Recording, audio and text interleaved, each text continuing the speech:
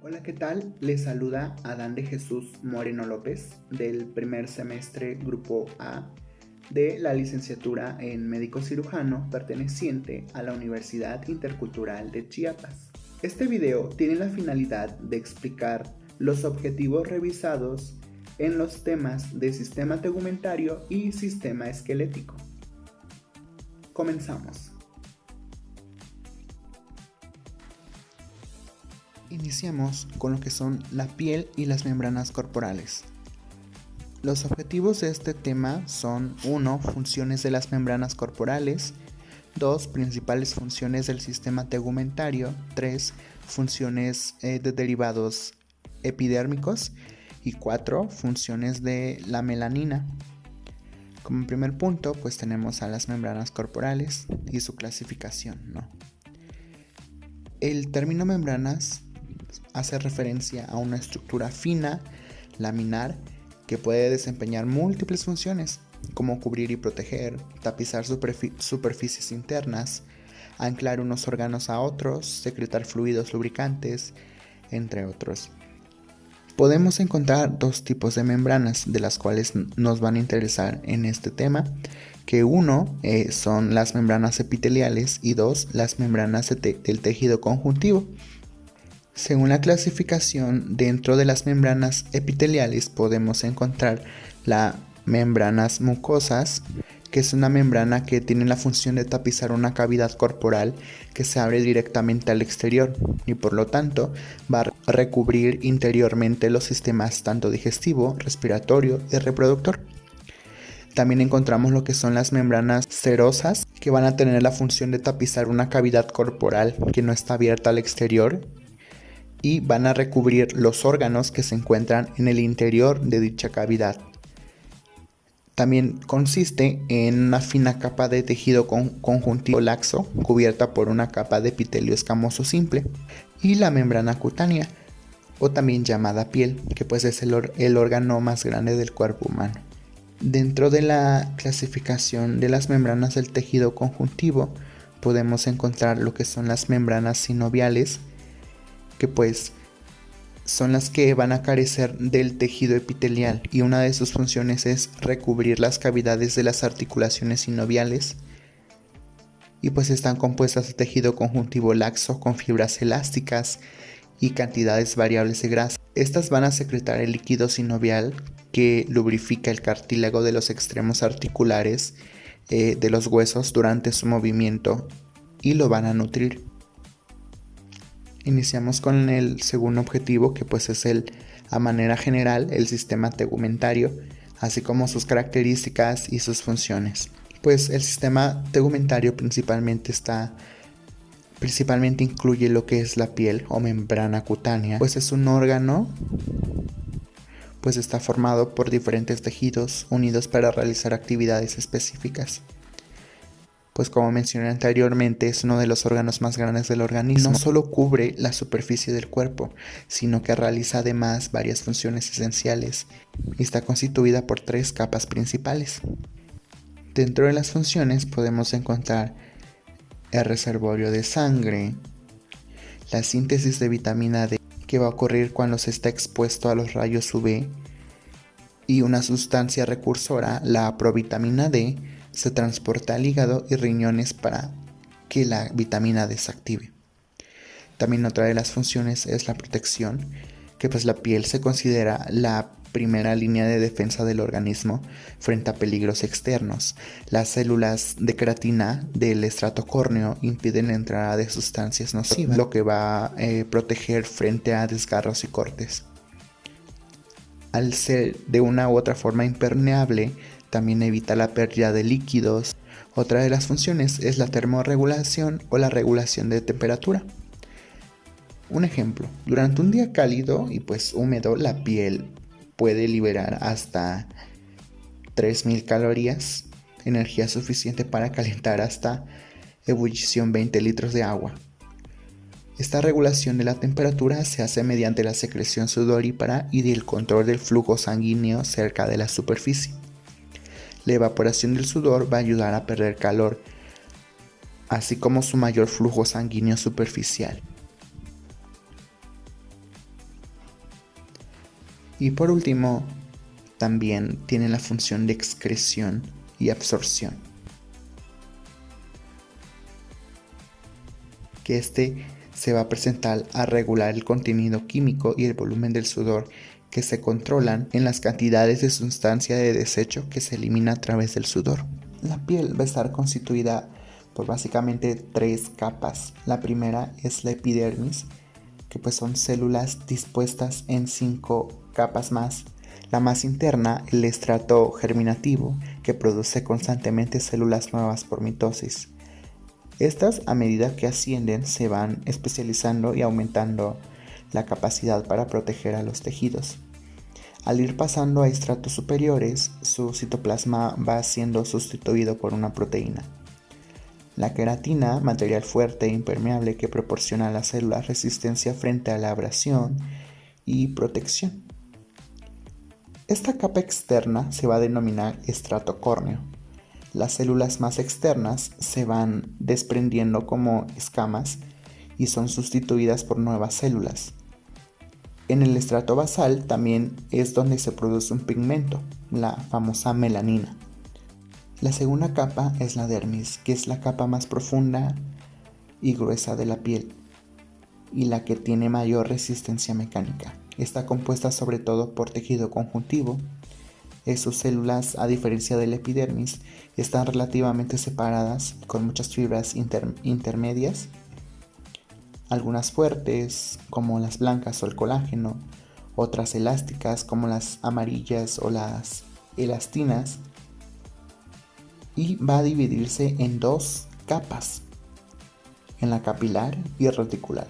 La epidermis contiene las células que brindan fortaleza, apoyo y flexibilidad a la piel.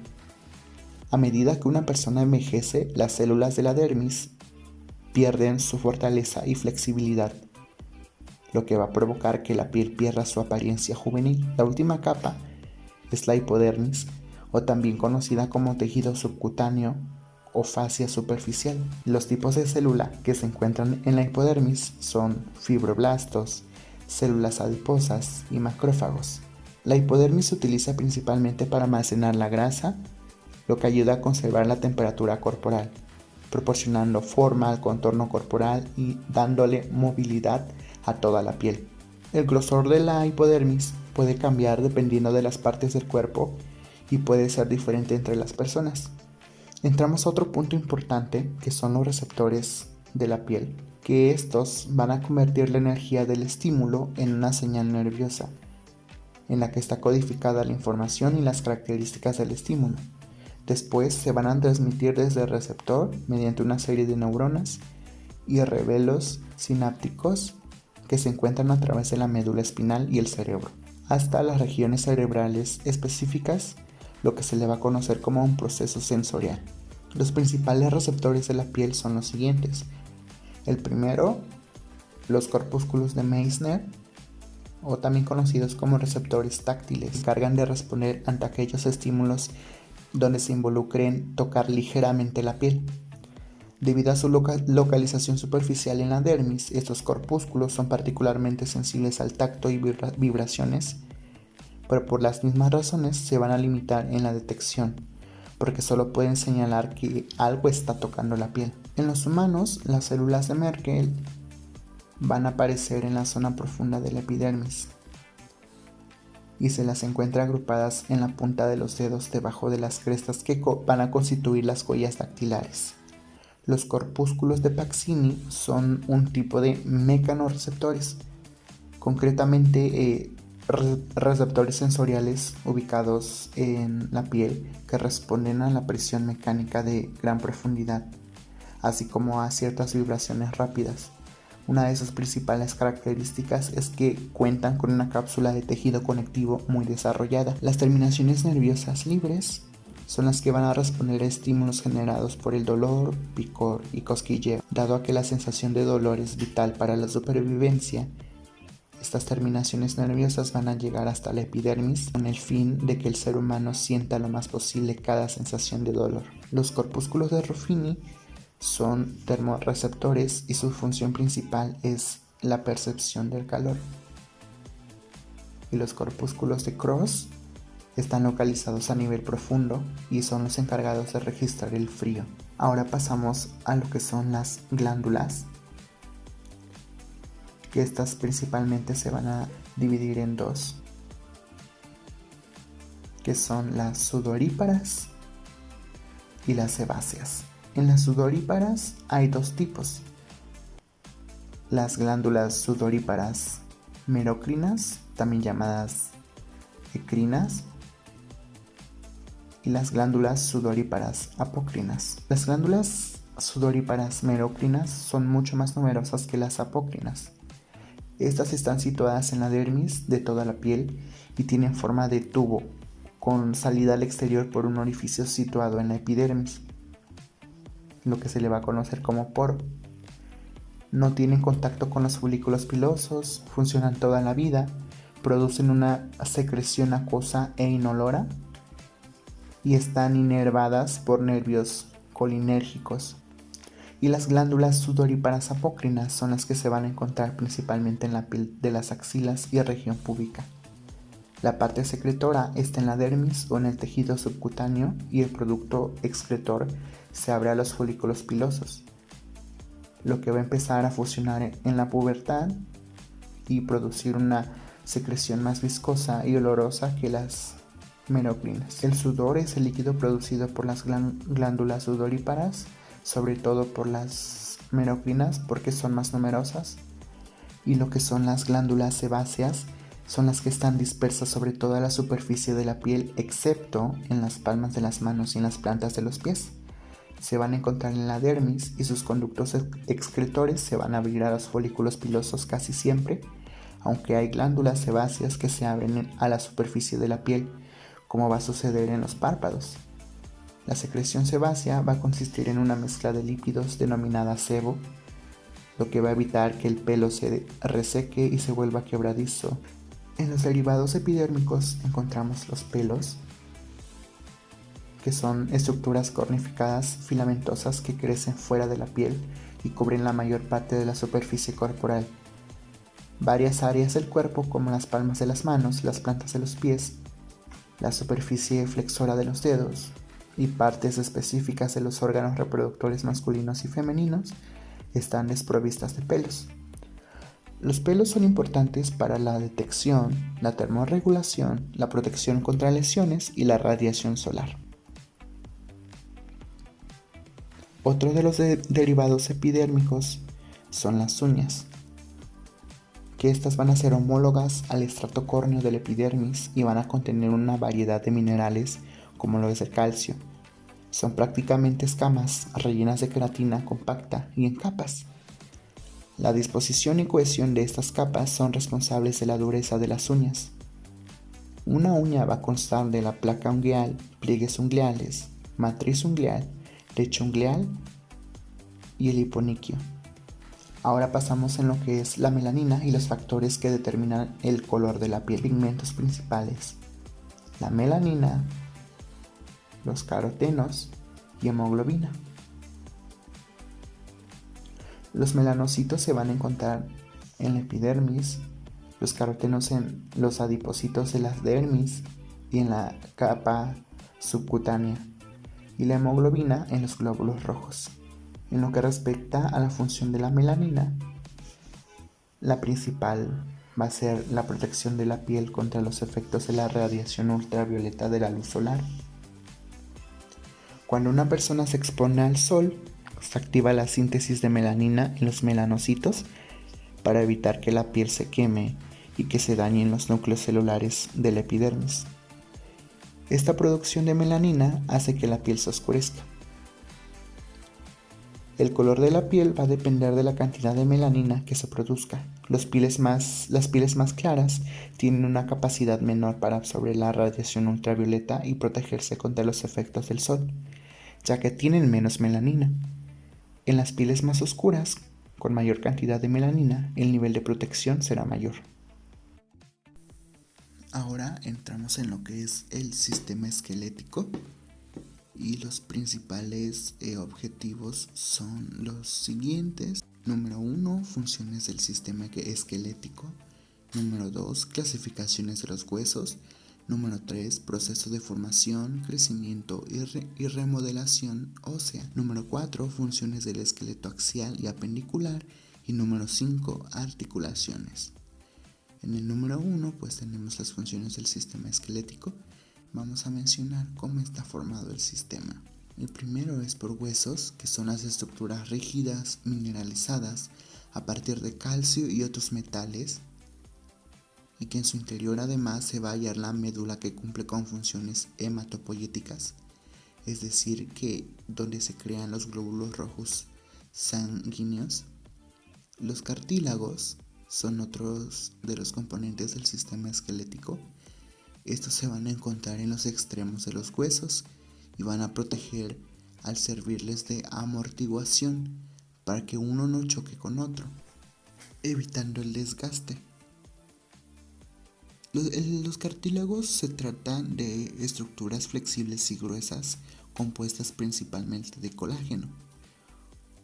Otro de los componentes son los ligamentos, que son tejidos fibrosos muy resistentes, densos y elásticos, que unen los huesos entre sí en los puntos de rotación, que son las articulaciones. Así pues, es vital para el movimiento, pero también para evitar que los huesos se salgan de su lugar o se muevan antinaturalmente. Y por último tenemos a los tendones. Así como los ligamentos, estos se tratan de tejidos fibrosos gruesos y elásticos que unen la musculatura a las piezas rígidas de los huesos, permitiendo que la fuerza de las células musculares se transmitan a los huesos y posibilitando así el movimiento voluntario. El sistema esquelético tiene varias funciones básicas, como lo son el sostén, es decir, que el esqueleto es el armazón estructural del cuerpo, que sirve de sostén, de los tejidos blandos y de inserción de los tendones de la mayoría de los músculos esqueléticos. Otra de las funciones es la protección. El esqueleto va a proteger de lesiones a los órganos internos más importantes. Por ejemplo, los huesos craneales van a proteger el encéfalo y la caja torácica, el corazón y los pulmones. También la homeostasis mineral o el almacenamiento y liberación. El tejido óseo va a constituir cierto porcentaje del peso del cuerpo humano, almacenando varios minerales, especialmente calcio y fósforo, que van a contribuir a la solidez del hueso. Ante la demanda de calcio, el hueso libera minerales a la sangre para mantener equilibrios fundamentales, la homeostasis, y así distribuir los minerales a otras partes del cuerpo. También como función tiene la asistencia al movimiento, en donde se menciona que la mayoría de los músculos esqueléticos se van a insertar en los huesos. Cuando se contraen, tiran del hueso para producir el movimiento. Otra de las funciones es la producción de células sanguíneas. En ciertos huesos, un tejido conectivo denominado médula ósea roja va a producir eritrocitos, leucocitos y plaquetas. A este proceso se le va a llamar hematopoiesis. La médula ósea roja se va a encargar de desarrollar células sanguíneas, adipocitos, fibroblastos y macrófagos dentro de una red de fibras reticulares. Está presente en los huesos en desarrollo del feto y en algunos huesos maduros, como lo son los de la cadera, las costillas, el esternón, las vértebras, el cráneo y los extremos del húmero y del fémur. En el recién nacido, toda la médula ósea es roja y realiza la hematopoiesis. Con la edad, la mayor parte de la médula ósea cambia de roja a amarilla. También como función principal del sistema esquelético podemos encontrar lo que es el depósito de triglicéridos. La médula ósea amarilla consiste principalmente en células adiposas que almacenan triglicéridos.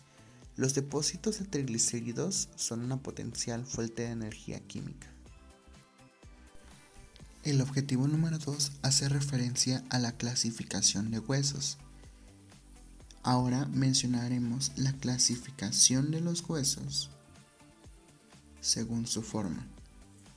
Podemos encontrar a los huesos planos, a los huesos largos, a los huesos cortos, a los huesos irregulares, a los huesos sesamoideos y otras dos clasificaciones que no son muy comunes, pero de igual manera están presentes. Los huesos planos. Hay huesos planos en la estructura ósea de la cabeza, en la caja torácica y la pelvis. Su función es proteger los órganos internos como el encéfalo, el corazón y los órganos pelvianos. Los huesos planos son algo aplanados y pueden brindar protección como un escudo. También pueden proporcionar áreas grandes para la unión de los músculos. Los huesos largos, más largos que anchos, incluyen el fémur, que es considerado el hueso más largo del cuerpo, así como huesos relativamente pequeños en los dedos de las manos. La función de los huesos largos es soportar el peso del cuerpo y facilitar los movimientos. Estos se van a ubicar principalmente en el esqueleto apendicular y van a incluir huesos en los miembros inferiores y en los miembros superiores. Encontramos también a los huesos cortos. Estos tienen forma de cubo y aproximadamente la misma longitud que los huesos anchos. Los huesos cortos se ubican en las articulaciones de la muñeca y el tobillo, proporcionando estabilidad y permitiendo algunos movimientos. Los huesos carpianos de la muñeca y los tarsianos de los tobillos son ejemplos de huesos cortos. Los huesos irregulares varían en forma y estructura y por lo tanto no caben en ninguna otra categoría, ni en planos, ni en cortos, ni en largos o sesamoideos. Con frecuencia tienen una forma bastante compleja que ayuda a proteger órganos internos. Y los huesos sesamoideos son los que van a reforzar los tendones. Son pequeños huesos redondos, habitualmente se encuentran en los tendones de las manos, rodillas y pies. Su función principal es proteger los tendones del estrés y el deterioro. La rótula, comúnmente denominada patela, es un ejemplo de hueso sesamoideo.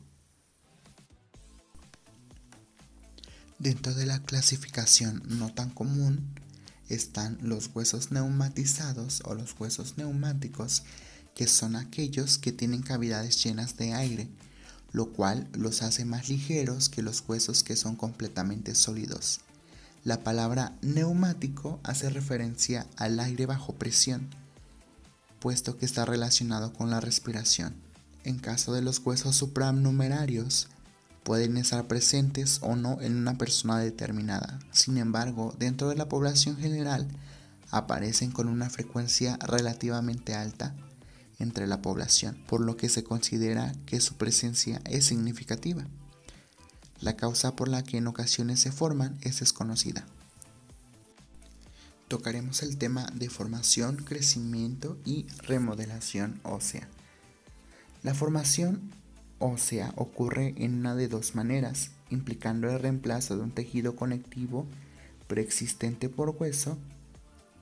No producen diferencias en la estructura de los huesos maduros, simplemente distintos con ciertos métodos de desarrollo óseo. Los tipos de osificación se denominan osificación intramembranosa. Es el más simple de los métodos de formación ósea, produciéndose de la siguiente manera: 1. Desarrollo del centro de osificación. 2. Calcificación. 3. Formación de trabéculas. Y 4. Desarrollo del periósteo. Y la otra clasificación es la osificación endocondral, que es el reemplazo de cartílago por hueso. Si bien la mayoría de los huesos se forma de esta manera, el proceso se observa claramente en el hueso largo y se produce de la siguiente manera: 1. Formación del modelo del cartílago. 2. Crecimiento del modelo del cartílago. 3. Desarrollo del centro de osificación primario. 4. Formación de la cavidad medular. 5. Desarrollo de los centros de osificación secundarios. Y por último, la formación del cartílago articular y la placa epifisiaria de crecimiento. Es importante tener en cuenta el crecimiento del hueso durante la lactancia, la infancia y la adolescencia. Durante estas fases los huesos de todo el cuerpo crecen en espesor gracias al crecimiento por aposición. Podemos encontrar dos tipos de crecimiento, que es el crecimiento longitudinal, en donde implica dos eventos importantes. El primero, el crecimiento intersticial del cartílago en el lado epifisiario de la placa epifisiaria, y 2, el reemplazo de cartílago en el lado diafisiario de la placa epifisiaria por osificación endocondral, por lo cual se implementan. El crecimiento consiste en 4 zonas. La primera, la zona de cartílago en reposo. La segunda, zona de cartílago proliferativo. La tercera, zona de cartílago hipertrófico. Y la cuarta, zona de cartílago calcificado. La remodelación ósea, las fases son las siguientes. La fase quiescente es cuando el hueso está en condición de reposo. La fase de activación es la activación de superficie ósea previo a la reabsorción mediante la retracción de las células limitantes y la digestión de la membrana endóstica por la acción de las colagenasas. La siguiente fase es la fase de reabsorción. Seguidamente, los osteoclastos comienzan a disolver la matriz mineral y a descomponer la matriz osteoide. Este proceso es acabado por macrófagos, lo que permite la liberación de ciertos factores de crecimiento contenidos en la matriz. Y la fase de formación, que simultáneamente en las zonas reabsorbidas se produce el fenómeno de agrupamiento de preosteoblastos atraídos por los factores de crecimiento que fueron liberados de la matriz, y que estos actúan como quimiotácticos y además van a estimular su proliferación. A pocos días, los osteoblastos, ya diferenciados totalmente, van a sintetizar la sustancia osteoide que rellenará las zonas horadadas. Y por último, la fase de mineralización. A los 30 días del depósito de osteoide comienza la mineralización y finalizará a los 130 días en el hueso cortical y a 90 días en el trabecular. Y de nuevo comienza la fase quiescente o de reposo. Dentro del objetivo 4 están el esqueleto axial y apendicular. Hablemos del esqueleto axial. Este se distribuye alrededor del eje central y vertical del cuerpo, formando el tronco y la cabeza. Incluye los huesos del cráneo y la cara, huesecillos del oído medio, el cuello, la caja torácica y la columna vertebral. Como función principal, el esqueleto axial va a encerrar y proteger el cerebro y los órganos vitales como el corazón o los pulmones. Así también es lo que hace que se adopte la postura erguida de los humanos para distribuir el peso de la cabeza, el tronco y las extremidades superiores hacia abajo sobre las articulaciones de las caderas. Así también sirve de inserción de tendones y músculos que cruzan los hombros y la cadera para mover las extremidades, además de los músculos y tendones propios del esqueleto axial. Este está formado por 80 huesos, en los que se puede dividir 22 huesos en la cabeza ósea, 6 huesos en el oído medio, un hueso hioides, 25 huesos en la caja torácica y 26 huesos en la columna vertebral. Respecto al esqueleto apendicular, este está formado por huesos de las extremidades superiores y las extremidades inferiores, que se pueden considerar apéndices del esqueleto axial. En las extremidades superiores se va a incluir la cintura escapular y en las extremidades inferiores se incluye la cadera, que son las estructuras de anclaje y articulación entre el esqueleto apendicular y el esqueleto axial. Este está conformado por 126 huesos, en los cuales se dividen 4 en la cintura escapular, 6 en los brazos y antebrazos, 58 en las manos, 2 huesos coaxales, 8 huesos en las piernas y 56 huesos en los pies. Aunque presentan una estructura análoga, el esqueleto apendicular es muy diferente entre las extremidades inferiores y superiores. Los huesos de las extremidades inferiores están adaptados para soportar peso y estabilizar la postura, así como para el movimiento al caminar y correr. Y en el último objetivo están las articulaciones. Se le llama articulación a la estructura que permite la unión entre dos huesos o entre un hueso y un cartílago. Las funciones más importantes de las articulaciones son constituir puntos de unión entre los componentes del sistema óseo y facilitar movimientos mecánicos, proporcionándole elasticidad y plasticidad al cuerpo.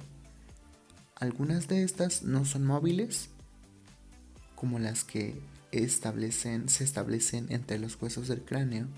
Sin embargo, son de gran importancia, pues permiten la protección del encéfalo y hacen posible al mismo tiempo su crecimiento durante la infancia. Dentro de la clasificación pueden hacerlo según su estructura y su función. Por su estructura, morfológicamente, los diferentes tipos de articulaciones se van a clasificar según el tejido que las une en 3 categorías: fibrosas, cartilaginosas y sinoviales.